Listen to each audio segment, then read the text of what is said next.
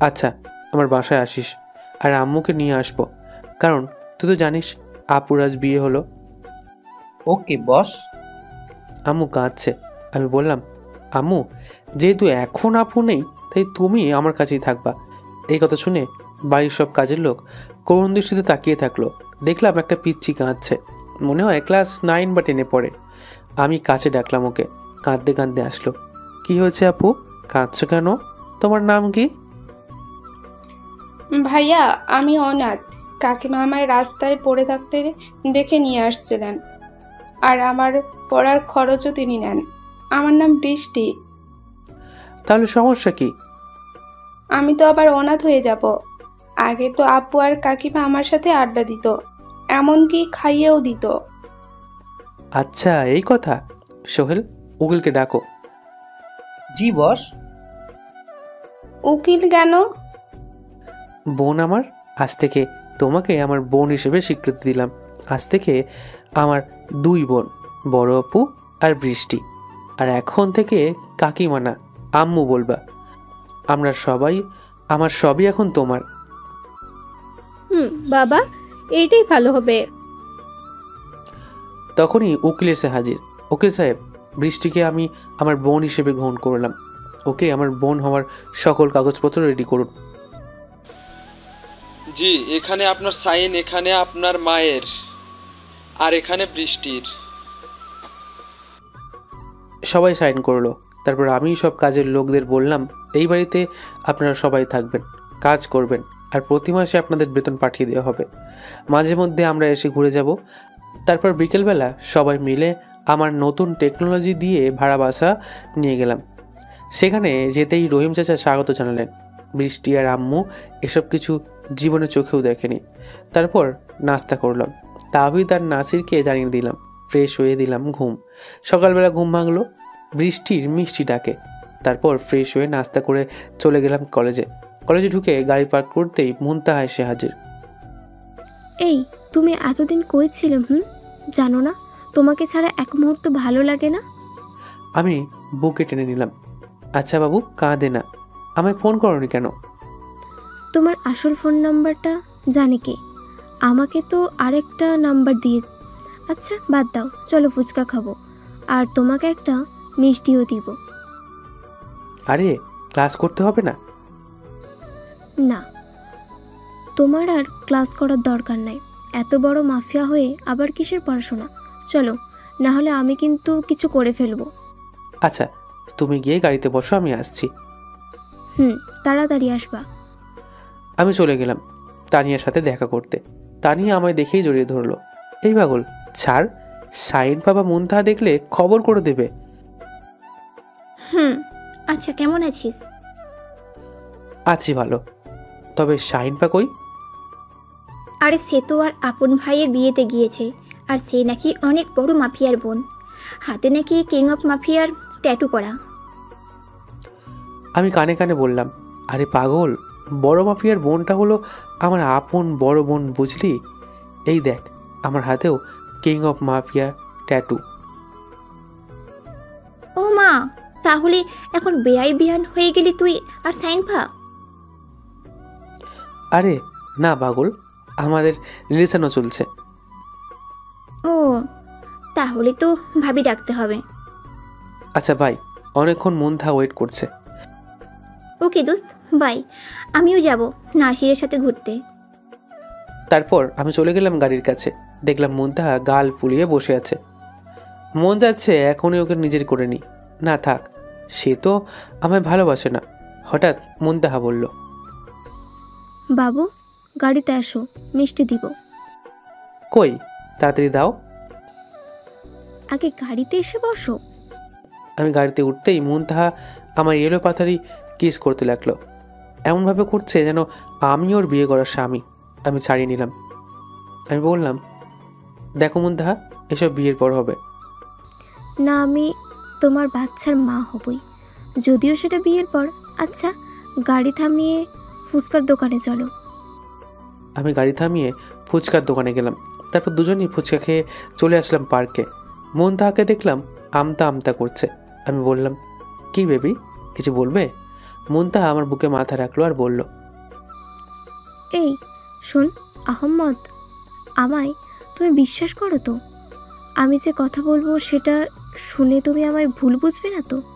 না, তুমি বলো কি বলবে। আসলে আমাকে তোমার মারার জন্য হায়ার করা হয়েছিল, কিন্তু এখন আমি তোমাকে খুবই ভালোবাসি।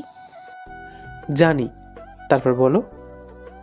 আমায় ভুল বুঝো না, কাল রাতে লিওনের লোক হামলা করবে তোমার অ্যাডমিন বসে এসে। তোমাকে তারা মেরে ফেলবে। আহম্মদ, তুমি কিছু একটা করো, তাদের সাথে আমিও থাকবো আর তোমার রক্ষা করার চেষ্টা করব। আচ্ছা, সব খুলে বলো। মুনতাহা সব খুলে বলল আর বলল তারা ঢাকার বড় বড় শপিং মলসে আরও বড় বড় জনবহুল জায়গায় তারা বোমা ব্লাস্ট করবে। কি বলছো মুনতাহা, তারা বোমা ব্লাস্ট করবে? আচ্ছা ওকে, ওয়েট। তারপর ফোন করে দিলাম আজাদকে। হ্যালো আজাদ, আমাদের বাংলাদেশের গ্রুপের 5,000 বোমা ডিফিউজারদের সারা বাংলাদেশের বড় বড় শপিং মলস এবং জনবহুল এলাকায় বোমা খুঁজে ডিফিউজ করতে পাঠাও। It's now, it's my order. আচ্ছা বস, ঠিক আছে, কিন্তু কি হয়েছে? লায়নের লোকেরা আমাদের দেশকে দুর্বল করার চেষ্টা করছে, তারা বোমা ফিট করছে। চিন্তা করবেন না, আমি এক্ষুনি সকলকে কাজে লাগিয়ে দিচ্ছি। ও, আপনাদের তো বলাই হয়নি, আজাদ হলো আমাদের বাংলাদেশের মাফিয়া গ্রুপের বোমা ডিফিউজ করার লোকেদের হেড। আজাদ অবশ্য ওর দুজন ডান হাত বাম হাতকেও চিনি, ওকেই এতক্ষণ বলছিলাম বোমা ডিফিউজ করতে। এরপর মুনতাহাকে বললাম, বেবি আই লাভ ইউ। মুনতাহা কেঁদে ফেললো। আমি বললাম, কাঁদে না বেবি, দেখো আমি তো শুধু তোমার, কিন্তু এখন অনেক কাজ, আমার যে যেতে হবে। কালকে আবার আমার আসল আড্ডায় দেখা হবে। বাই, ভালোভাবে বাসায় চলে যাও। See you later. তার আগে তোমাকে আমার ভালোবাসার স্পর্শটা দিতে দাও। আচ্ছা বাবা। তারপর আবার একটা লং কিস। তারপর বাসায় চলে আসলাম। এসে নিজে প্ল্যান রেডি করতে লাগলাম এবং আকাশকে ফোন দিলাম। হ্যালো বস, বলুন কি অর্ডার? 2000 ভালো দেখে টাইগারদের আমার মাফিয়া হেডের আড্ডায় পাঠিয়ে দিন। জি বস, এক্ষুনি দিচ্ছি। আপনারা আবার টাইগার মানে আসল বাঘ মনে করবেন না, এরা মাফিয়া দলের গোপন আর্মি, আরও অনেক গোপন আর্মি আছে। এটা তো মাত্র প্রথম ধাপের লোক। তারপর কথা শেষ করে দিলাম নাসির আর তাওহিদকে ফোন। নাসির, তুই তাওহিদকে নিয়ে আমার বাসায় চলে আয়। ওকে ভাই, এক্ষুনি আসছি। তাড়াতাড়ি আয়। তারপর কল রাখতেই আমার বড় আপু আমার নতুন বাসায় হাজির এবং আসতে আমার রুমে আসলো। আমি কাজ করছিলাম, হঠাৎ আমার উপর লাফিয়ে পড়লো আর জড়িয়ে ধরে কাঁদছে। আপুর কাণ্ড দেখে আমাদের বাসায় সবাই হাসিতে ভেঙে পড়লো। আমিও হাসছি। আপু আমার কপালে একটা কিস করলো আর বলল, জানিস ভাই, তোকে কত ভালোবাসি, তোকে এই কয়দিন কত মিস করছি। সত্যি, আপন ভাই এবং বোন না হওয়া সত্ত্বেও নিজেদের ভাই বোন মেনে নিয়ে এইভাবে ভালোবাসা সত্যি খুবই কঠিন। আমার লক্ষ্মী বোন, এখন তোমাকে একটা ছোট বোন গিফট করব। ছোট বোন মানি কে সে? আমি বৃষ্টিকে ডাক দিলাম। সে এসেই আমার সামনে দাঁড়িয়ে রইল। আমি বললাম, আপু, আমি বৃষ্টিকে বোন হিসেবে অ্যাডপ্ট করেছি। সত্যি ভাই, আমি আগেই বলতে চাইছিলাম বৃষ্টির কথা, তখন সময় পাইনি। ভাই তুই না সত্যি ভালো। এতক্ষণ খেয়াল করিনি দুলাভাই দাঁড়িয়ে আছে আর বড় আপু আমার কোলে, তাই তাকে নামিয়ে দিয়ে বললাম, আর দুলাভাই বসেন বসেন। আম্মু একটু তার বান্ধবীদের সাথে দেখা করতে বাইরে গেছেন। না সালা বাবু, সমস্যা নেই। আর এটা আমার সালে নাকি? দুলা ভাই। আচ্ছা তোরা থাক, আমার কাজ আছে। তখনই হঠাৎ ঘরের বেল বেজে উঠল। বুঝতে বাকি রইল না যে নাসির আর তাহিদ আসছে। তাদেরকে আমার রুমে নিয়ে বসালাম। বলেন ভাই, কি অর্ডার? তোরা তো জানিস লায়নের লোকেরা আমাদের টিমকে খতম করতে চায়। কালকে তারা আমাদের মারতে আসবে। তাদের বিশেষ আর্মি আছে, তবে আমি টাইগারদের আনিয়েছি। তারা হয়তো মিনিটেই সব শেষ করে দেবে। ভাই বুঝতে পারছি, কিন্তু তারা তো আমাদের সাথে পারবে না। এটা মোটেও দুর্বল ভেবে কাজ করার নয়, কারণ ওদের সাথে ওদের বস মার্ক মিলসন আসবে। আর তোরা হয়তো জানিস না, ও আর আমি একসাথে সুপার ট্রেনিং নিয়েছি। তাহলে আমরা কি করব ভাই? তারপর তাওহিদ আর নাসিরকে প্ল্যান বুঝিয়ে দিলাম। আপনারা গল্পের সাথে থাকলেই বুঝতে পারবেন। তারপর ওদের রেডি হওয়ার জন্য পাঠিয়ে দিলাম। কিছুক্ষণ পরে একটা অপরিচিত নাম্বার থেকে ফোন এলো। আমি রিসিভ করে বললাম, কে বলছেন? আরে আমার সোনা বাবু, আমি মুনতাহা। ও তুমি? বলো। এই খাইছো তুমি? তুমি আর কি করো? খাইছি, আর তোমাকে নিজের করে পাওয়ার জন্য সময় গুনছি। কালকের ফাইটের পরেই তো আমরা এক হব। বাবু। তারপর এরকম কিছু কথা হলো। কথা বলা শেষ হতে না হতেই সাইন ফর মেসেজ। সে এখানে জিজ্ঞেস করছে কি করছি, ফোন ধরছি না কেন, ইত্যাদি। তারপর খেয়াল করে দেখলাম 29+ কল সাইন ফর। আমি সঙ্গে সঙ্গে সাইনফাকে ফোন করলাম, সেও রিসিভ করলো। বাবু চুপ, প্লিজ কথা বলো। তুমি কথা না বললে আমার বুকে খুবই কষ্ট হয়। কেন হয়? আমি তোমার কে? এতগুলো ফোন দিলাম আর তুমি দিচ্ছ এখন? জানো, আমার মনে হয়েছে আমি তোমায় হারিয়ে ফেলবো। দূর পাগলি, এই আদাপ্রে দিকে মারবে এমন মানুষ এখনো জন্ম নেয়নি। তারপর সাইনপার সাথে দুষ্টু মিষ্টি ভালোবাসার কথা বলে রাখলাম ফোন। ফ্রেশ হয়ে ঘুম দিলাম। সকালবেলা ঘুম ভাঙলো মুনতাহার ফোন করতে। ফোন রিসিভ করলাম। এই তুমি রেডি তো? লিওনের লোকেরা চলে আসছে, সাথে তাদের বসও। আমিও আসবো তাদের সাথে। তুমি প্লিজ রেডি থেকো। মুনতাহা, আমার সব কিছুই রেডি আছে, ভয় পেও না। তারপরও কিছুক্ষণ কথা বলে ফোন কেটে দিলাম। সকাল 8টা, তখনই আজাদের ফোন। আজাদ বলো, কাজ সব হয়েছে? বস, আমরা 400টিরও বেশি বম পেয়েছি, আর সবগুলো ডিফিউজ করা শেষ হয়েছে, এবং এই বমগুলোর রিমোটকেও নষ্ট করে দিয়েছি। ভেরি গুড, এখন তোমাদের কাজ শেষ, নিজের আড্ডায় ফিরে যাও। জি ভাই, আর কোনো দরকার হলে অবশ্যই জানাবেন বস।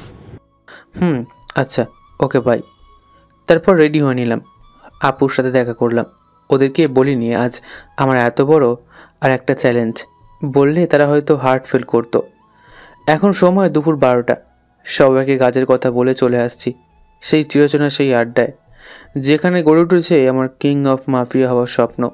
এইসব ভেবে গাড়িতে যাচ্ছি। গাড়ি অটো ড্রাইভ করা আছে। হঠাৎ দেখলাম 10 থেকে 20 জন মতো বিশাল সাদা চামড়ার লোক মাফিয়ার ক্রুদের উড়াধুরা মারছে। গাড়ি থামালাম, দেখে রাগ উঠে গেল। গাড়ি থেকে নামতেই মাফিয়ার ক্রুরা আমার পেছনে লুকালো আর লার্নদের সাদা চামড়ার লোকেদেরকে বলল, এই যে তোদের বাপ চলে আসছে, এখন কি করবি তোরা? ওদের একজন বলল, এই তোদের বস? এই বসের জন্য আমি একাই যথেষ্ট। তারপর আমার দিকে এগিয়ে আসতে লাগলো। আমি একটা ফ্লাইং কিক দিতেই সে ওখানেই শেষ, কারণ আমি মার্শাল আর্ট পারি। একটা কিকেই ওই সালার শেষ। এই কাণ্ড দেখে আরও 5 জন আমায় মারতে আসলো। আমার অস্ত্র সিজার ব্লেড, সেটা দিয়ে একটার পর একটা মারতে শুরু করলাম।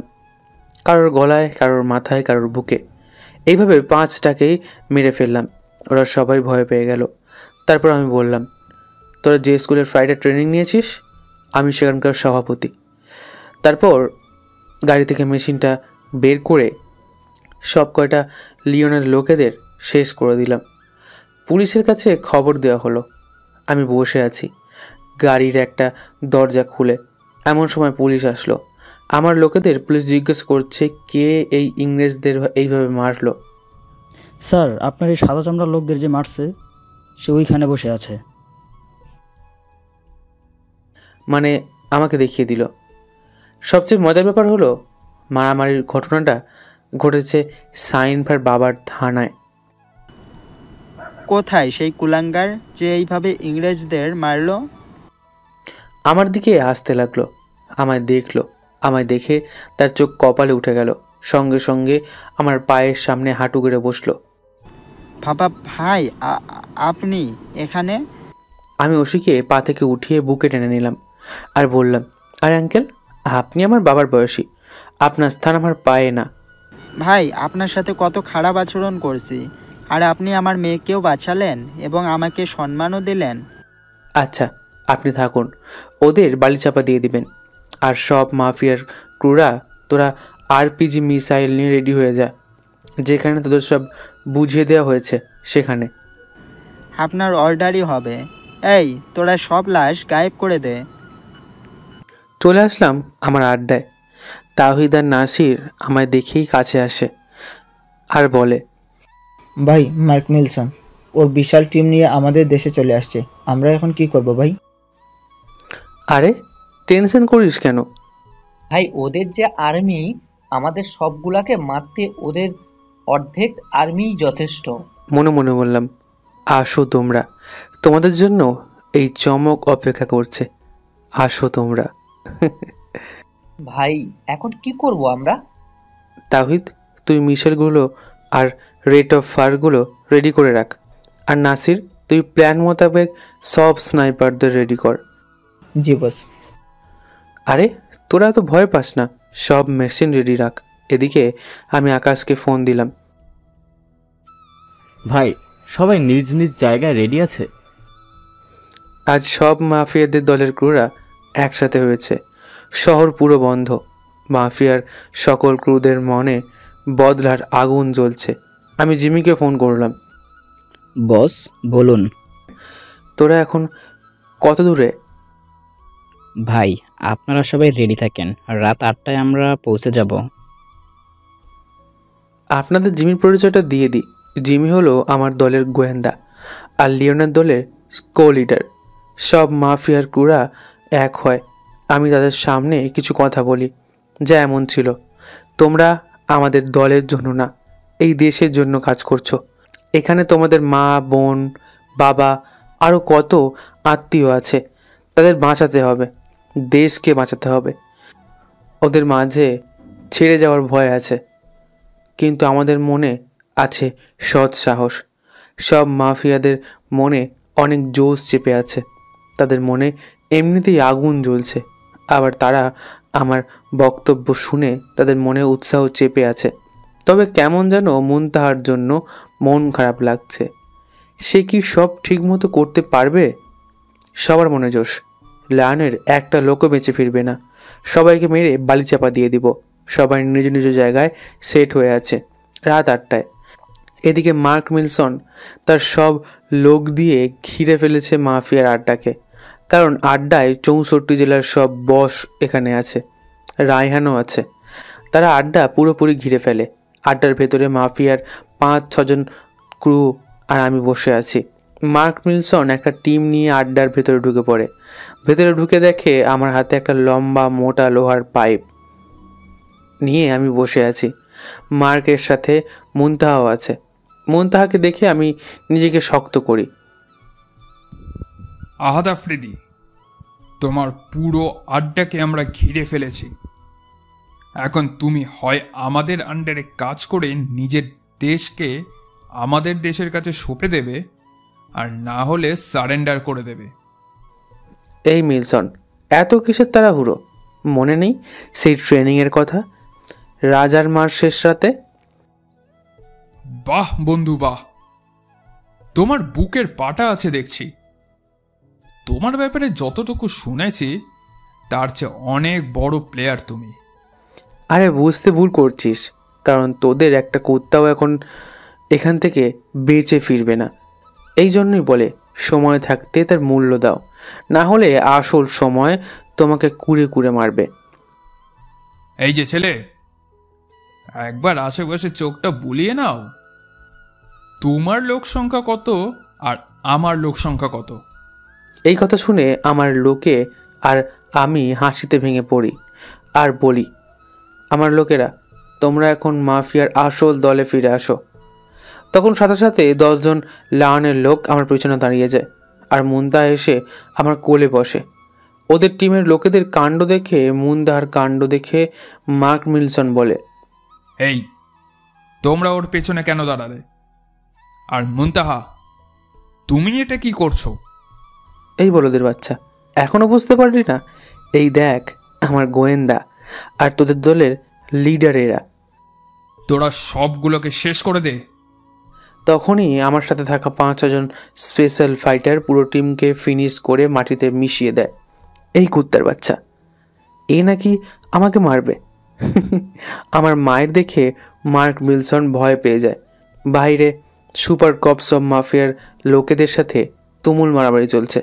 লায়নের লোকেদের, মাফিয়া, সুপার কপস আর লায়নের ক্রুরা চরম মারামারি করছে।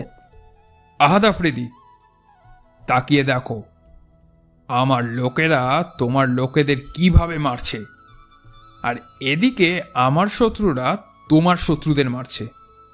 হ্যাঁ, এইবার তুমি কি করবে আহাদ?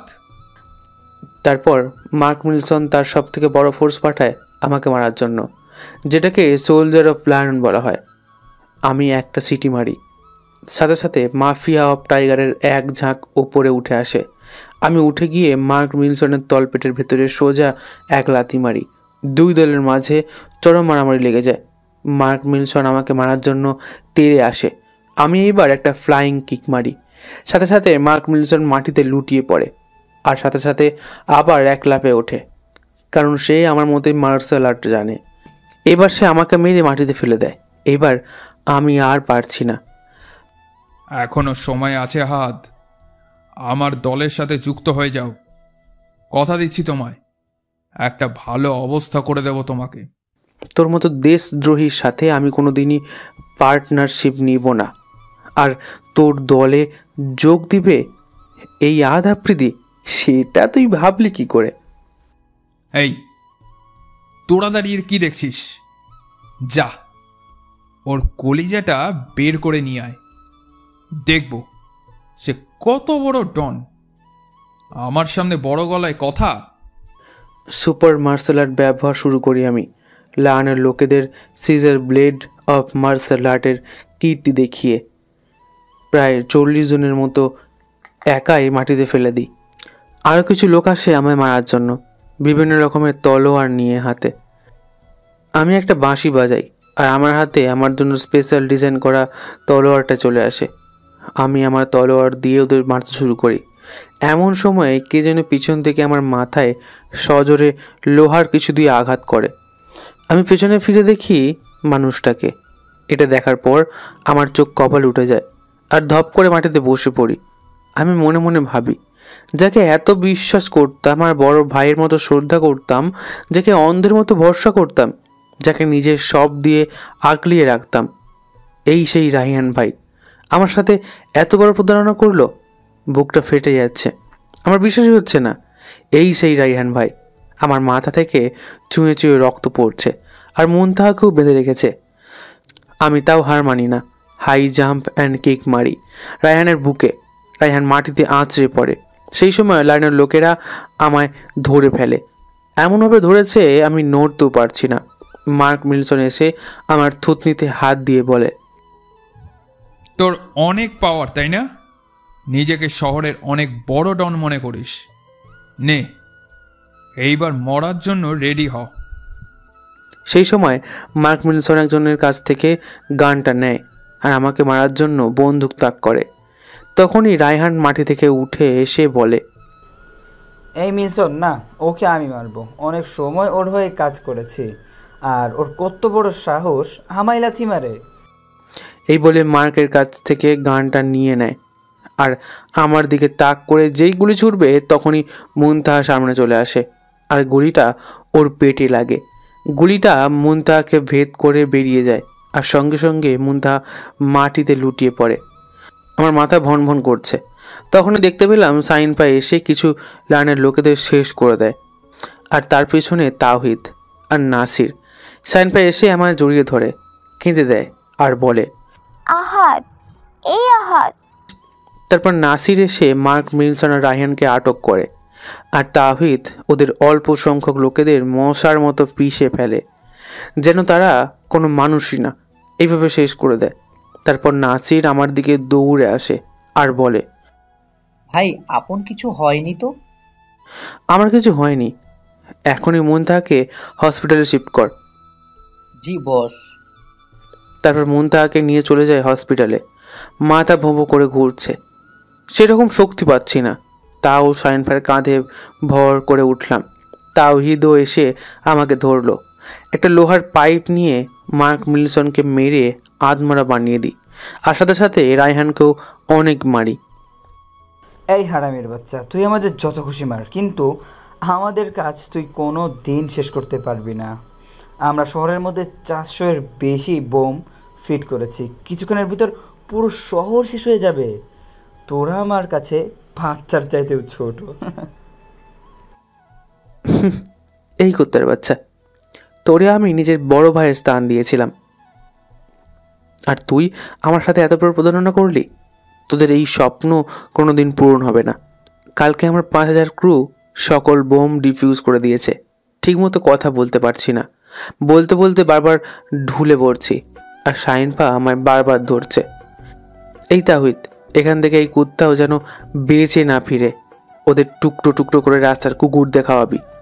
বলতে না বলতেই আমি শাইনপার গায়ের ওপরে ধপাস করে পড়ে গেলাম। সেখানে আমি অজ্ঞান হয়ে যাই, শরীরে কোনো শক্তি পাচ্ছি না, মাথা ভনভন করছে। হালকা দেখতে পেলাম শাইনভা আমাকে তার বুকে জড়িয়ে ধরে রেখেছে আর কাঁদছে। আর কিছু মনে নেই। চোখ খুললাম হসপিটালে। উঠে বসার চেষ্টা করতেই আর পারলাম না উঠতে। বুকের ওপর অনেকটা ভারী কিছু অনুভব করলাম, পুরো শরীর ব্যথা করছে। অনেক কষ্ট করে বুকের ওপর তাকিয়ে দেখলাম এক সুন্দর পরী আমাকে জড়িয়ে ধরে আছে। আমার বুকের ওপর কত সুন্দরভাবে ঘুমিয়ে আছে, সেটার কেউ নয়, শাইনফা। আমার নড়াচড়া কারণে শাইনফার ঘুম ভেঙে যায়। শাইনফা আমার দিকে তাকাতেই আমার বুকের ভেতরটা চিনচিন ব্যথা অনুভব হয়, কারণ তার মুখ শুকিয়ে গেছে, চোখের নিচে কালো দাগ পড়ে গেছে। ঘোর ভাঙে শাইনফার ডাকে, আহাদ, এই আহাদ বাবু, তোমার জ্ঞান আসছে। তাওহিদ, এই তাওহিদ, ডাক্তারকে নিয়ে আসো। তাওহিদ তাড়াতাড়ি আমার রুমে আসলো। আমার জ্ঞান অবস্থা দেখে আমার জড়িয়ে ধরে কেঁদে দিল। দূর পাগল, তুই কাঁদিস কেন?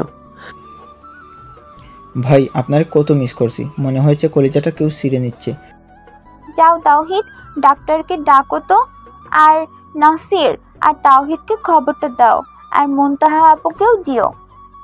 মুনতাহার নামটা শুনে মুনতাহার কথা মনে পড়ে। শাইনফা, মুনতাহার কি হয়েছে? ওর এখন কি অবস্থা? সে কি করেছে? ভাই শান্ত হন, ভাবি আপনি বুঝিয়ে বলেন।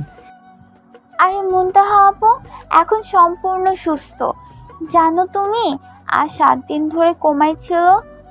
তোমার জন্য মুনতাহা আপু অনেক কেঁদেছে, আমরাও অনেক কষ্টে তাকে বুঝিয়েছি।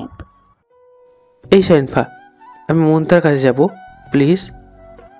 বাবু দেখো, তুমি এখন অসুস্থ, আর তোমার চাইতে মুনতাহা আপু বেশি সুস্থ। প্লিজ প্লিজ শাইনফা, আমাকে মুনতাহার কাছে নিয়ে চলো, আমি ওকে ছেড়ে থাকতে পারবো না। আচ্ছা বাবা, সে নিজেই আসবে। শাইনফা, তুমি আমাকে নিবা নাকি বলো? তুমি এইভাবে শান্ত হবে না তো। আচ্ছা, এই নাও। এটা বলে শাইনফা আমার সাথে ওর ঠোঁট এক করে দিল। আমার মনটা অনেকটা শান্ত হয়ে গেল। আমি সায় দিতে লাগলাম। হঠাৎ কারোর দরজা খোলার শব্দে শাইনফা আমার ছেড়ে দিল। আমি তাকিয়ে দেখলাম, আরে এ তো আমার মুনতাহা। মুনতাহা এসেই আমার জড়িয়ে ধরলো। আমিও খুব জোরে জড়িয়ে ধরলাম। আহমেদ, আমার সোনা পাখি, তুমি এতদিন ছিলে না, আমার বুকটা ফেটে যাচ্ছিল। জানো, আমি স্বপ্নে দেখছিলাম তোমার সাথে আমার বিয়ে হয়েছে, আর আমরা সুখের সংসার করছি। তখনই হঠাৎ দরজা খোলার শব্দ শুনে আমি মুনতাহাকে ছেড়ে দিলাম। তাকিয়ে দেখলাম এটার কেউ না, আমার বড় আপু। আপু কাঁদতে কাঁদতে আমার দিকে চলে আসলো আর জড়িয়ে ধরে কপালে গালে কিস করে দিল। আপুর এমন কাণ্ড দেখে সবাই অবাক দৃষ্টিতে তাকিয়ে রইল। ভাবি, তুমি এখানে? আর তুমিই বা কেন আহাতকে জড়িয়ে ধরেছো? আর ভাইয়া, তুই কিছু বলতেছিস না কেন? আরে আমার পাগলি বোন, তোর ভাবি আহাতের বড় বোন হয়। এটা কিভাবে সম্ভব? আপনি আহাদের বোন? বিশ্বাস হচ্ছে না। তাহলে বিয়ের দিন আহাতকে দেখলাম না যে? আরে সেদিন তুই আসার 5 মিনিট আগেই আহাত চলে যায়। এদিকে আপু বাচ্চাদের মতো আমাকে জড়িয়ে ধরে আমার কোলে বসে আছে। আরে আপু, কোল থেকে নাম তো। তুই কি এখন বাচ্চা যে আমার কোলে বসিস? তোর তো বিয়ে হয়েছে, কিছুদিন পরে আমায় মামাও বানাবি। আমার কথা শুনে উপস্থিত সবাই ফিক করে এসে দিল। আপু লজ্জা পেয়ে আমার বুকে আস্তে করে কিল ঘুষিয়ে দিল। বাহ শয়তান, এখনো তোর শয়তানি কমে নাই? পরক্ষণে খেয়াল করলাম আমি যে সাইনফার সামনে মুনতাহাকে জড়িয়েছিলাম, সাইনফা তো কিছু বলেনি। তারপর আমি বললাম, আচ্ছা সাইনফা, তুমি আমাকে বাঁচানোর জন্য আড্ডায় হাতে চলে গেলে কিভাবে? ভাই আমি ফোন দিয়েছিলাম, কারণ ভাবি তো কিছু কম না। ও এই কথা। আমরা সবাই কথা বলছি, হঠাৎ নাসির, তানিয়া আর ফারিয়ার আগমন। নাসির আর তানিয়াকে তো সবাই চেনেন। তানিয়া হলো আমার কলেজের ফ্রেন্ড, তবে সব মেয়েরা আমাকে পাতা দিলেও ও দিত না, শুধু আমার দিকে তাকিয়ে থাকতো। হঠাৎ ওর আগমন দেখে আমি অবাক হলাম। আবার সে তাওহিদের সাথে দাঁড়িয়েছে। ঘোর ভাঙলো তানিয়ার ডাকে। কিরে হিরো, কি ভাবছিস? কেমন আছিস তুই? তবে হঠাৎ ফারিয়ার আগমন কেন জানতে পারি? ভাই আসলে একটা কথা বলার ছিল, যদি অনুমতি দিতেন। বল, কি বলবি? আমাকে তোদের কোনো কথা বলতে কি ভাবতে হবে না অনুমতি নিতে হবে? তোরা আমার ছোট ভাইয়ের মতো। ভাই আসলে আমি আর ফারিয়া একে অপরকে প্রাণের চাইতেও ভালোবাসি। কি কি বললি? কানে কিছু শুনলাম মনে হয়। আসলে আহাত, আমি তোকে খুব বেশি ভালোবাসি। তোর প্রতি এত টান, এত ভালোবাসা দেখে আমার মনে হয়েছে এ আমারই যোগ্য। আর আমি তাকে প্রপোজ করি, সে রাজি হয়নি তোর ভয়ে। পরে তানিয়া বোঝানোর পর রাজি হয়। তোকে অনেক ভয় পায় আর শ্রদ্ধাও করে। সবাই চুপ করে আছে। তাওহিদ এদিকে আয়। না মানে ভাই আসলে। এই তোকে না এদিকে আসতে বলছি। আমার চেঁচানোর শুনে সবাই ভয়ে আঁতকে উঠল। আমি বললাম, নাসির তুইও আয়। নাসির আর তাওহিদ আমার কাছে ভয়ে ভয়ে আসলো। আচ্ছা তাওহিদ, একটা কথা বলতো, তোর উপর কোনোদিন জুলুম করেছি? তোকে টর্চার করেছি? তাহলে কেন তুই আমাকে মন খুলে কোনো কথা বলতে পারিস না নাসিরের মতো? কেন তুই আমার ভয়ে ফারিয়ার মতো এত ভালো একটা মেয়েকে তুই ফিরিয়ে দিতে চাইছিলি? বল। না মানে ভাই আসলে। ভাই সরি। তোকে নিজের ছোট ভাই মনে করি, আর তুই কি শুধুই আমায় বস ভাবিস? তোর বাবা মা নেই, নাসিরেরও নেই। আমি তোদের নিজের ভাই বানিয়েছি, বাসায় নিয়ে আসি। সেই তুই কি আমায় এই ছোট কথা বলতে ভয় পাইলি কেন? আমি কি নাসিরকে মানা করেছিলাম? আজ খুবই খারাপ লাগছে। যাকে নিজের ছোট ভাই ভাবতাম, সে আমাকে বস ছাড়া আর কোনো কিছুই মনে করে না। তাওহিদ মাথা নিচু করে দাঁড়িয়ে আছে। তখন ফারিয়া বলল, আহাত প্লিজ মাফ করে দে। আসলে সে তোকে নিজের ভাই মনে করে। সে ভাবছে তার লাইফ হলো শুধু মাফিয়াদের জন্য কাজ করা। তাওহিদ তখনই আমার জড়িয়ে ধরে কেঁদে ফেললো আর বলল, আমি তোমায় বুঝতে পারিনি, আমি তোমাকে ভয় পেতাম ভাই, আমায় মাফ করে দাও। মুনতাহা সাইনফা আমার হাত ধরে ইশারা করলো। আচ্ছা মাফ করতে পারি, তবে একটা শর্তে। তবে সেটা তোদের দুজনকেই মানতে হবে, তোকে আর নাসিরকে। কি শর্ত ভাই? ভাই তোমার সব শর্তে আমি রাজি। আমার এই 1000 কোটি টাকার সম্পত্তি, এত বিশাল রাজমহল, এর চাইতে বড় বাড়ি, কিন্তু মানুষ নাই। আমি চাই তোরা সরকারের নিয়মে আমার ভাই হবে, আর তোরা আমার বাড়িতে নিজের বিয়ে করা বউয়ের সাথে থাকবি। বল রাজি? ভাই রাজি। আল্লাহ আমাদের ভাগ্য খুলে দিয়েছে তোমার মতো বড় ভাই দিয়ে। আমার জড়িয়ে ধরে কেঁদে ফেললো তারা দুজনেই। আশেপাশে তাকিয়ে দেখলাম সবাই প্রায় কাঁদছে। এই আহাত, পরের মাসের 5 তারিখ শুক্রবার তোর আর মুনতাহা এবং সাইফানের বিয়ে। দুজনের একসাথে বিয়ে মানে কি বলছো আপু? ঠিকই বলছি, আর ওরা দুইজনই তোকে পাগলের মতো ভালোবাসে। এই 7টা দিন ওদের কষ্ট দেখছি আমি নিজে। তাও 2 বউ নিয়ে কীভাবে সংসার করব? এদের মাঝে ঝামেলা হলে দুজনই আমার জন্য পাগল।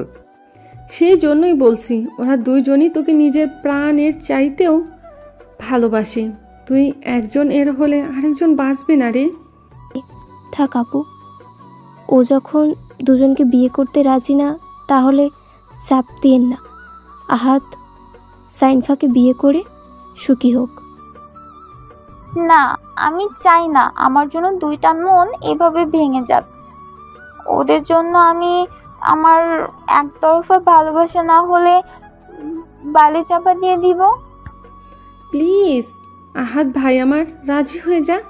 দেখ ভাই, আজ পর্যন্ত তোর কথা ছাড়া এক পাও আমি নড়িনি, আর তুই আজ আমার কথা রাখবি না? তোর মনে এত কঠোর? আমি চিন্তায় পড়ে গেলাম, কারণ দুজনই আমায় পাগলের মতো ভালোবাসে। না হলে মুনতাহা আমার জন্য গুলি খেত না, আর শাইনফাও আমার জন্য এইভাবে কাঁদতো না। তখনই আবার শাইনফা বলল, আহাদ, তুমি ভালো থেকো, আমি চলে যাই। এই মেয়ে, একটা থাপ্পড় দিয়ে দাঁত ফেলে দিব দুইজনের। এই আহাদ, তুই ওদের বিয়ে করবি, এইটাই ফাইনাল, ইটস মাই অর্ডার। সবাই ফিক করে হেসে দিল। যে বোন আমার কথা অমান্য করতো না, আজ সে আমায় বিয়ে দিচ্ছে, অর্ডার। বাহ! আমি এইবার দুই বোনকে আমার বুকের সাথে জড়িয়ে নিলাম, আর মুনতাহা আর শাইনফাকেও। আমি বললাম, যেই মেয়ে অন্য মেয়ের জন্য নিজের ভালোবাসা কোরবান দিতে পারে, সে কোনো ছোট মনের মানুষ হতে পারে না। আমি দুজনকেই আমার জীবনে আপন করে নিব। আমরাও বোনের মতো থাকবো, তাই না আপু? আমরা এমনি তো বোন আছি, আরও পাক্কা বন্ধুর মতোই থাকবো। এই তোদের হলো লজ্জা শরমের তো মাথা খাইছিস। সবাই লজ্জা পেল। এই আহাত, আমি মুনতাহার মা আর সাইফানের বাবার সাথে কথা বলে সব ঠিক করে ফেলেছি। সামনের মাসে তোদের বিয়ে, আর মুনতাহার যেন কষ্ট না হয়, সেজন্য তার মাও আমাদের সাথে থাকবে।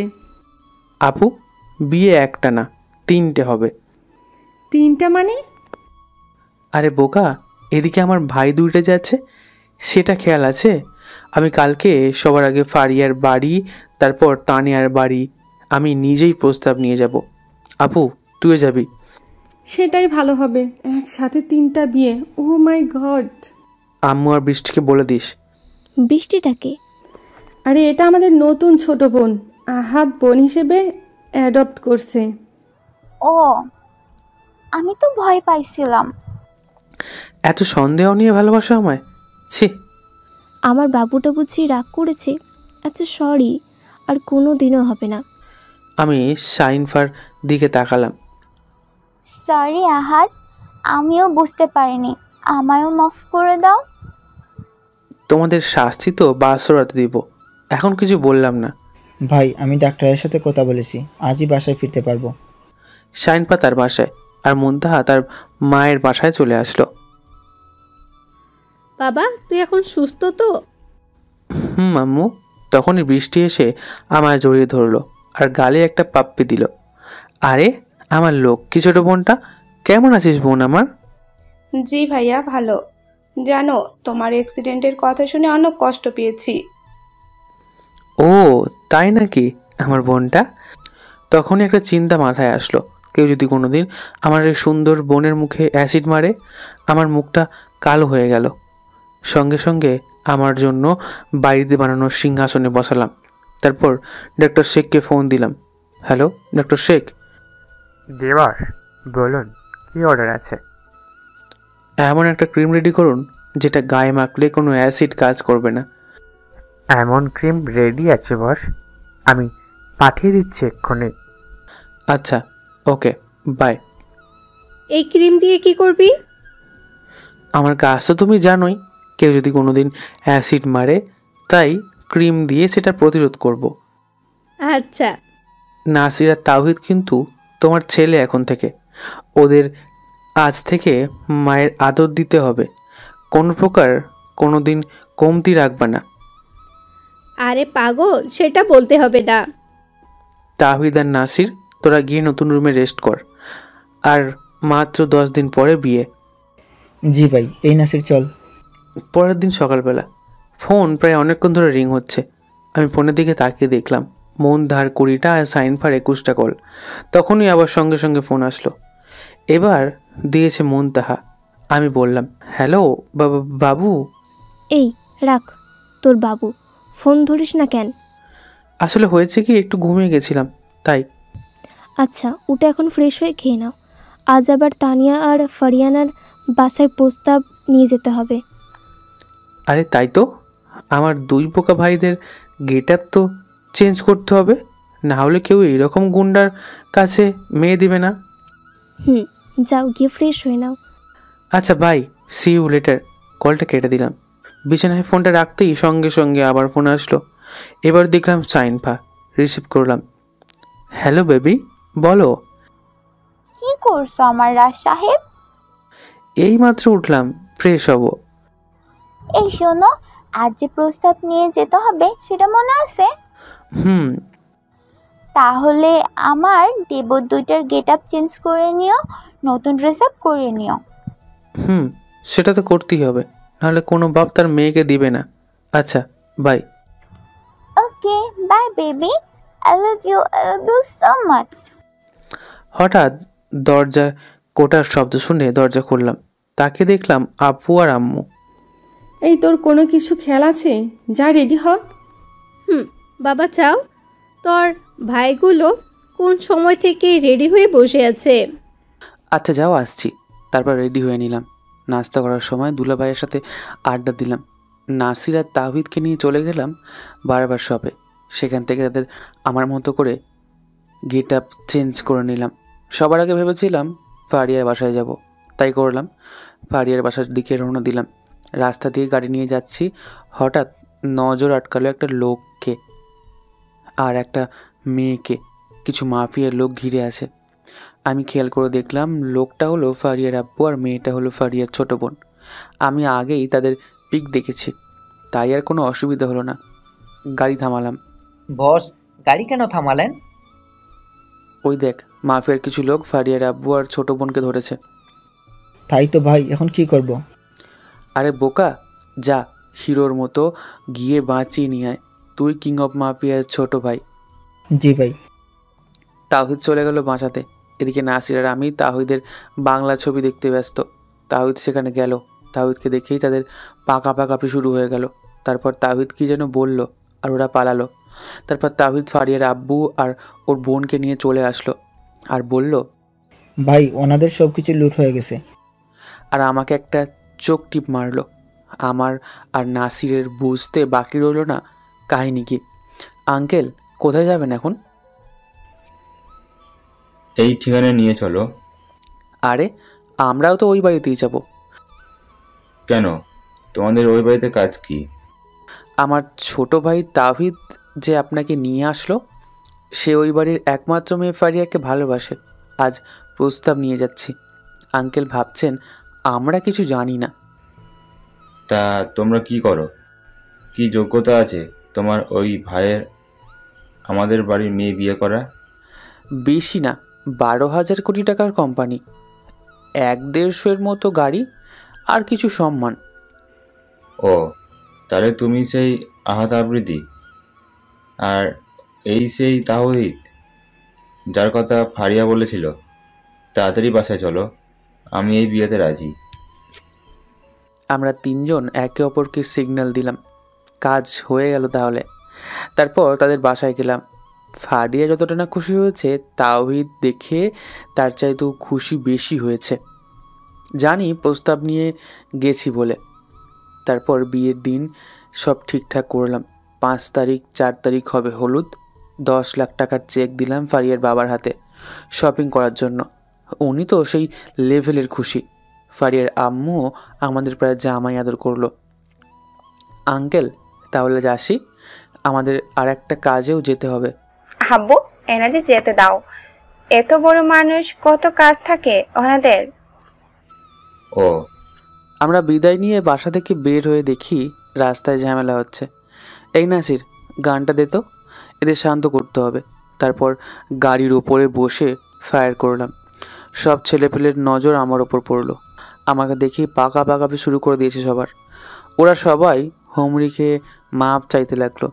পরের বার যদি এই সব শুধু শুধু ঝামেলা করতে দেখি, তাহলে এই বলে একটা মেরে ফেললাম। তারপর বললাম ওর মতো তোদেরকেও শেষ করে দিব। সবাই অনেক মাপ চেয়ে গেল। ভাগ্য ভালো, আমাদের কাহিনী ফারিয়া আর তার আব্বু দেখেনি। রওনা হলাম তানিয়ার বাসার দিকে। বাসাটা বড় আছে, সুন্দর বাগান। তবে আমাদের বাড়ির এক অংশ মাত্র এই বাড়ি। আমাদের বাড়িতে হেলিকপ্টার আছে। বাড়ির ভেতরে ঢুকলাম। আমাদের সম্মান সহিতই ভেতরে ঢুকানো হলো। অনেক কথাবার্তা হলো, সবাই রাজি। ডেস্ক ফিক্সড করলাম 5 তারিখ, মাত্র 7 দিন পরে। তাদেরকেও 10 লাখ টাকা চেক দিলাম বিয়ের শপিংয়ের জন্য। দুই পরিবারের একজনও জানে না কাদের সাথে তাদের সম্পর্ক যুক্ত হচ্ছে। তাদের কাছ থেকে বিদায় নিয়ে বাসায় ফিরছি, হঠাৎ আপুর ফোন। আপু বলো। এই সব কিছু ঠিক তো? সব কিছু ফিক্স করে আসছি, সবাই রাজি। দুই পরিবারকে মোট 20 লাখ টাকায় 2টা চেক দিয়ে আসছি। ভালো করছিস। এই বৃষ্টি কান্না করছে, তোর সাথে কথা বলবে। দাও ওকে। ভাইয়া। আমার লক্ষ্মী বোন, কাঁদো কেন? ভাইয়া, তোমায় ছাড়া আমার ভালো লাগে না। আমার স্কুলেও সবাই আমাকে ভয় পেয়ে চলে, আমার ভালো লাগে না।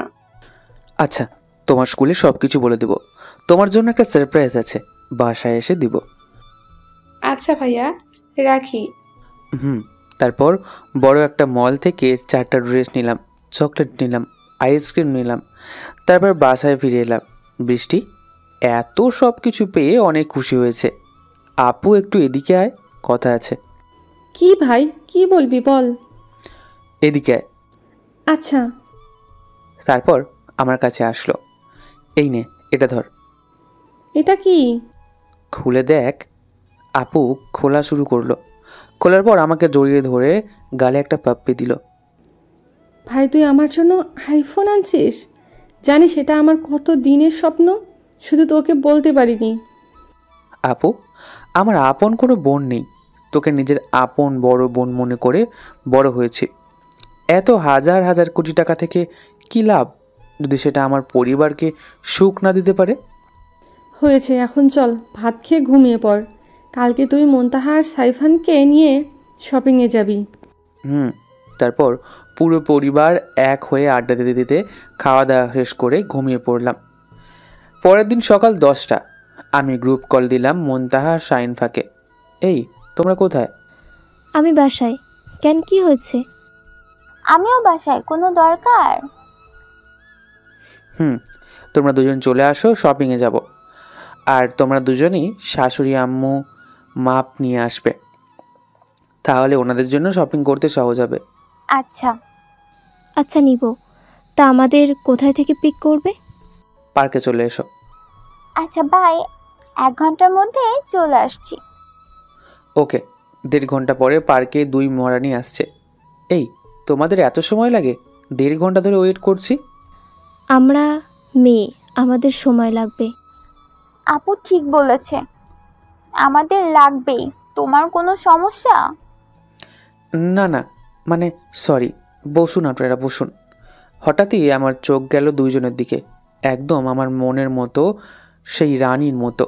কালো শাড়ি আর নীল শাড়ি, হালকা মেকআপে অসম লাগছে দুজনকে। এই হা করে কি দেখো? 2টা ডানা কাটা পরি। ইস, তুমিও না। এই সাইনফা, গাড়িতে ওঠ। গাড়ি করে চলে গেলাম শপিং মলে। অনেক শপিং করলাম। পরে দেখলাম 39 লাখ টাকার শপিং করা শেষ। আসলে কিছু গয়না কিনতে হয়েছে। শপিং মল থেকে নামছি, হঠাৎ কে যেন ডাক দিল। আমি ঘুরে দেখার চেষ্টা করলাম। হঠাৎ সেই মেয়েটা আমায় এসে জড়িয়ে ধরলো। এই, কে আপনি? হ্যাঁ আমি রিয়া। রিয়ার পরিচয়টা দিয়ে দিই। ট্রেনিংয়ের সময় রিয়া নামের এই ডাইনি সুন্দরী আমার পেছনে লেগেই থাকতো। ও তুই? এই বলে জড়িয়ে ধরলাম। আসলে জড়িয়ে ধরার কারণ হলো যাতে মহারানী 2টা রিয়ার কাজ দেখে একটু বেশি ভালোবাসে। আমার বাবুটা ভালো আছে? আমার জান পাখিটা কি ভালো আছে? তখনই হঠাৎ মুনতাহা দিল রিয়াকে কষিয়ে 2টা। তারপর শাহিন পার মুনতাহা আমার হাত ধরে টানতে টানতে নিয়ে গেল স্টোর রুমে। এই, তোমরা আমার এখানে ধরে আনলে কেন? আর রিয়াটাও আমায় ভুল বুঝবে। এ আপু চল। এই, তোমরা কাপড় খুলছো কেন? এটা হলো প্রোটেকশন, যাতে তুই অন্য মেয়েদের সাথে লটর পটর না করতে পারিস। আমাদের ছাড়া অন্য কোনো মেয়ের দিকে তাকালে চোখ তুলে নিব। একটা থাপ্পড় দিব, বেয়াদব মেয়ে। তাড়াতাড়ি কাপড় ঠিক করো, এইসব বিয়ের পর হবে। দুইজন ভয় পেয়ে শাড়ি ঠিক করলো। এই তোমাদের ভালোবাসার প্রতি বিশ্বাস? এই পবিত্র ভালোবাসাকে তোমরা অপবিত্র করতে যাচ্ছ? ছি। এই বলে ওদের সামনে থেকে চলে আসলাম। তারপর গাড়ি নিয়ে চলে আসলাম বাসায়। আজ মনের ভেতর তোলপাড় হয়ে যাচ্ছে। যাদের নিয়ে নিজের সারা জীবনটা পার করতে চাইলাম তারা আমাকে এই দিনটা দেখালো। এতটা অবিশ্বাস। একের পর এক ফোন করেই যাচ্ছে শাইনপা আর মুনতাহা। আমি রাগে মোবাইল সুইচ অফ করে রেখে দিলাম। এদিকে ওরা, না না, এ আমি কি করলাম? আহাদের মতো একটা ছেলেকে অবিশ্বাস করলাম। না আপু, আমিও বুঝতে পারছি আমাদের কত বড় ভুল হয়েছে। এখন কি করব? যেভাবেই হোক মাপ চাইতে হবে। কি করব? আহাদের বাসায় চলো। তারপর দুই মহারানী আমার বাসার দিকে আসতে শুরু করলো। এদিকে আমি বাসায় ঢুকে কোনো কথা না বলে রুমে গিয়ে লক করে দিলাম, যাতে কেউ দরজা না খুলতে পারে। তারপর সিগারেটের কালো ধোঁয়ায় নিজেকে আচ্ছন্ন করে একসময় ঘুমিয়ে পড়লাম। পরের দিন সকাল 12টায় দরজায় অনেক ধাক্কাধাক্কি করছে। সবাই খুব টেনশনে আছে। এদিকে মুনতাহা আর শাইনপা সারা রাত না ঘুমিয়ে দরজার পাশে বসেছিল। সকালে আপু বুঝিয়ে তাদের বাসায় পাঠিয়ে দিয়েছে।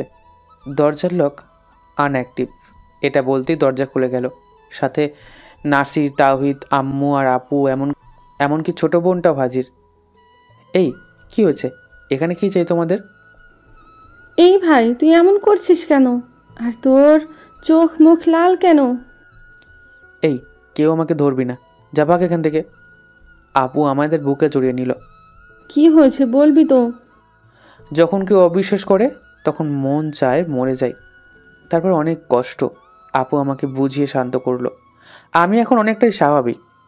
আজ আমাদের 3 ভাইয়ের বিয়ে। 3টা বরযাত্রী যাবে। বড় বড় মাফিয়ারা আসছে। বিশাল আয়োজন। এই 6 দিন আপু আমার একটা দিনও পিছু ছাড়েনি। এখন বরযাত্রী বের হবে। আপু আর আম্মু বাসায় থাকবে। বৃষ্টি আর দুলাভাই আমার বরযাত্রীতে যাবে।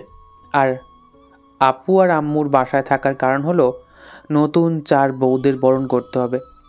আর এই সুতা দিয়ে তারা আর আসে না। বাড়ি থেকে 3টা গাড়ি বের হলো। একটা ল্যাম্বরগিনি, একটা ফারারি আর একটা রোলস রয়েলস। আর পেছনে অনেক নর্মাল গাড়ি। বৃষ্টি আমার পাশে বসে আছে আর দুলাভাই তার নিজের গাড়িতে। আমি গিয়ে পৌঁছলাম বিয়ে বাড়িতে।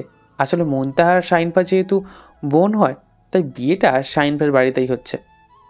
আমাদের গেট আটকানো হলো। গেটে একটি মেয়ে বলল, দুলাভাই, আমাদের 2 আপুকে নিয়ে যাবেন। এখানে মিনিমাম 20,000 টাকা দিতে হবে। 20,000? বৃষ্টি চুপ। এই সোহাগ, গাড়ি থেকে লাগেজটা নিয়ে আসো। জি বস। সোহাগ লাগেজটা এনে হাতে দিল। আমি লাগেজটা টেবিলে রেখে খুলে বললাম, এখানে 30 লাখ টাকা আছে, লেটস এনজয়। সবার এত টাকা গেটে দিতে দেখে অজ্ঞান হওয়ার মতো অবস্থা। তারপর রাজার মতো আমাকে আর বৃষ্টিকে ভেতরে নেওয়া হলো। আমাদের বসিয়ে দেওয়া হলো। আমারটা সোফা, তাই আমার পাশে বৃষ্টি বসে আমার হাত ধরে রেখেছে। কিছুক্ষণ পর 2টা পরী আমার সামনে এসে বসলো। আমি দেখে হাঁ হয়ে গেছি। দুজনেই চোখ টিপ মারলো। ভাইয়া, বাসর রাতে দেখিস, এখন মুখ নিচে নামা। আমি লজ্জা পেয়ে মাথা নামিয়ে নিলাম। কাজী এসে আমাদের বিয়ে পড়ানো শুরু করে দিল। অবশেষে আমাদের বিয়েটা হয়ে গেল। ভাইয়া, আমাকে গিফট দিবি না কেন? আমার পাগলি বোন, এই নে, এটা তোর গাড়ির চাবি আর এটা তোর ফোন। সত্যি ভাইয়া, আই লাভ ইউ। হয়েছে, বাদ দে। তারপর মরা কান্না সহ্য করে বড় শাশুড়িকে নিয়ে আমরা গাড়িতে উঠলাম। বৃষ্টি সামনে বসেছে। শাশুড়ি আম্মুর জন্য পার্সোনাল গাড়ি আনা হয়েছিল। আর এদিকে 2 পাগলি আমাকে মাঝখানে বসিয়ে দুজন আমার 2 হাত ধরে কাঁধের ওপর রেখে মাথা রেখে ঘুমাচ্ছে। মনে হচ্ছে এটাই তাদের জন্য সবচেয়ে সুরক্ষিত স্থান। সেদিনের কথা মনে পড়তেই আমার রাগ 7ম আসমানে চলে যায়।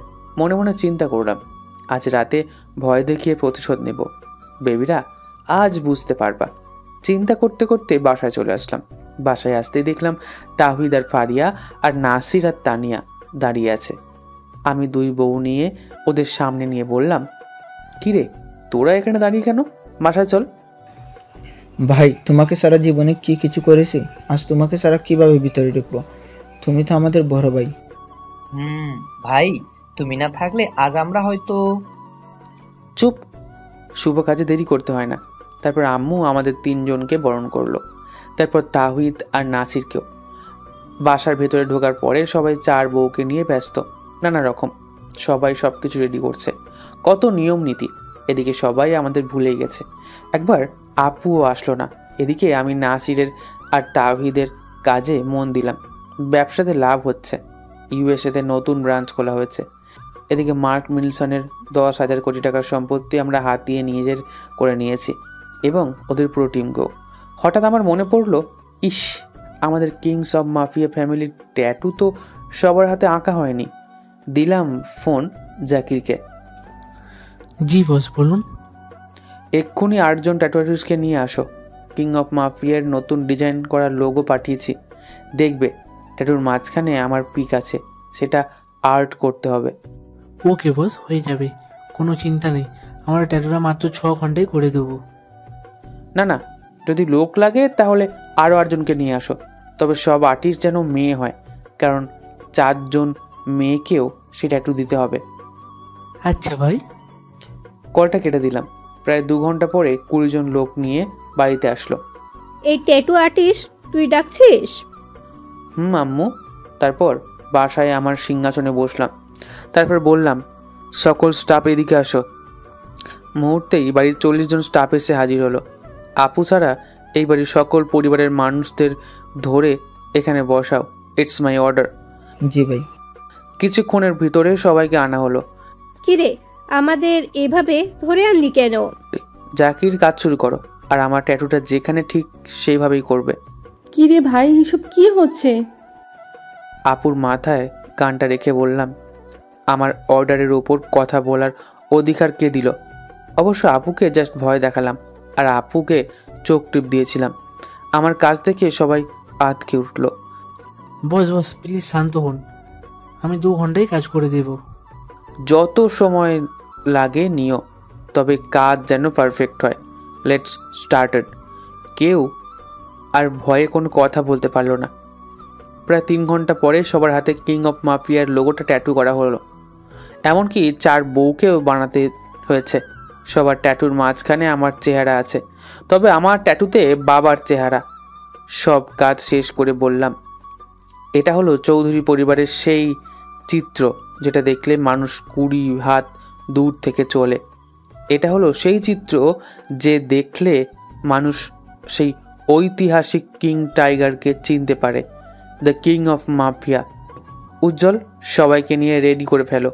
আর তাওহিদ, নাসির, রেডি হয়ে ছাদে দেখা কর। জি ভাই। কিছুক্ষণ পর ছাদে।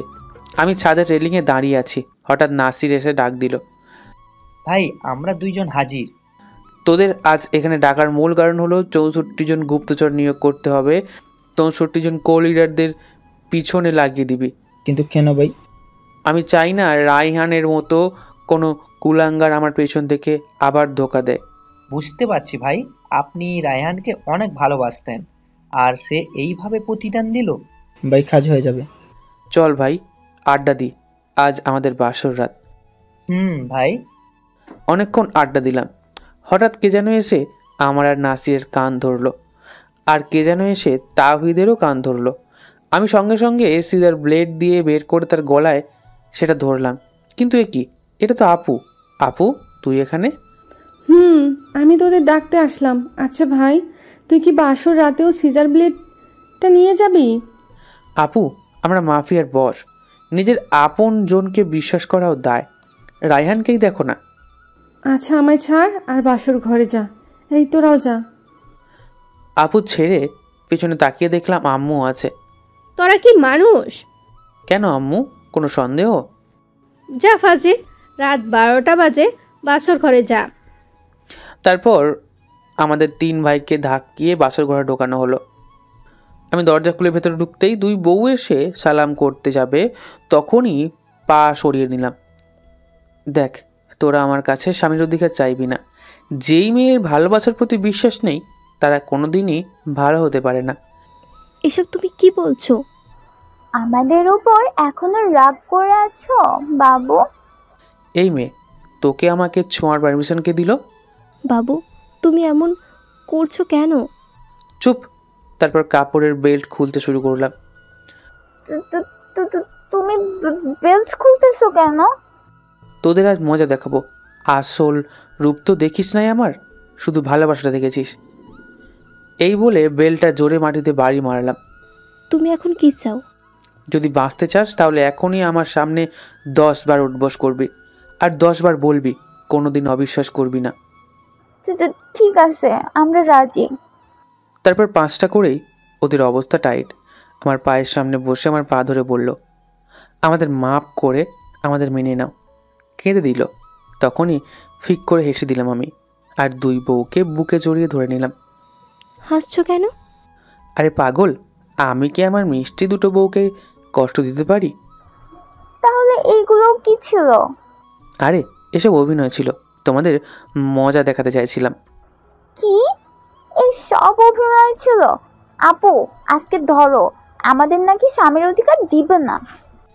ঠিক বলছিস। এ কি করছো? আমাকে খাটে ফেলে তোমরা চেপে ধরলে কেন? দেখি। আজ তোমাকে নিজের করে নিব আমি। এই বলে লম্বা 5 মিনিট লিপ কিস করলো। আমি হাঁপাচ্ছি। এতটুকুতে হাঁপালে হবে সোনা, আর 5 মিনিট কে দিবে? তারপর মুনতাও 7 মিনিটের মতো কিস করলো প্রায়। এই তোমরা কি আমার মতো বাচ্চাকে মেরে ফেলবে নাকি? এত বড় মাফিয়া নাকি, আবার বাচ্চা? হঠাৎ দুজন আমার শেরওয়ানি খুলতে শুরু করলো। এ কি, তোমরা আমার শেরওয়ানি কেন খুলছো? আজ আমরা তোমাকে আপন করে নিব, তোমার বাবুটাকে নিজের করে নিব। আজ আমরা তোমাদের নিজের করে পেতে চাই। এই আসো আগে আমার সাথে। এ কি করছো? আপু, আমি না তোমার ছোট, আমাকে আগে সুযোগ দাও। চুপ, বকা দিলাম। দুজনেই বসে আছে। আমি বললাম, বাসর রাত মানুষের জীবনে একবারই আসে, তাই আমরা যা করব একসাথেই করব। তারপর তাদের উপর এক লাফে শুয়ে পড়লাম। এই যে শ্রোতারা অনেক শুনেছেন, রাতের বাকি কাহিনী ইতিহাসের মধ্যে লেখা আছে। যারা বোঝেন না তারা এইরকম গল্প থেকে দূরে থাকুন, কারণ তারা এখনো বাচ্চা। পরদিন সকালবেলা আমার ঘুম ভাঙলো। ঘড়ির দিকে তাকিয়ে দেখি 8টা বাজে। আর আমার 2 মহারানী আমাকে এমনভাবে জড়িয়ে ধরে ঘুমাচ্ছে, আমি নড়তেও পারছি না। এদিকে আমাদের 3 জনের কারোর শরীরে কোনো কাপড় নেই। আমি 2 জনের কপালে কিস করলাম। মুনতাহা, সাইনফা, এই ওঠো ওঠো, সকাল 8টা বাজে, চলো গোসল করে আসি। বাবু, আর একটু ঘুমাতে দাও প্লিজ, সারা রাত ঘুমাইতে দাও নি। এই বলে কোল বালিশের মতো জড়িয়ে ধরলো। এইভাবে শেষ করলাম কিং অফ মাফিয়ার গল্প। গল্পটি ভালো লাগলে অবশ্যই চ্যানেলটিকে সাবস্ক্রাইব করবেন এবং পাশেই থাকবেন। আর হ্যাঁ, পাশে থাকা বেল আইকনটি প্রেস করতে ভুলবেন না। আর আমাদের চ্যানেলটিতে 50,000 সাবস্ক্রাইবার পূরণ হতে মাত্র 1,000 সাবস্ক্রাইবার বাকি, তো অবশ্যই তাড়াতাড়ি সাবস্ক্রাইব করে নিন, যাতে 50,000 সাবস্ক্রাইবার পূরণ হওয়ার পর আপনাদের জন্য যে সারপ্রাইজটা অপেক্ষা করছে সেটা আমি দিতে পারি। ধন্যবাদ, আমার পাশেই থাকবেন।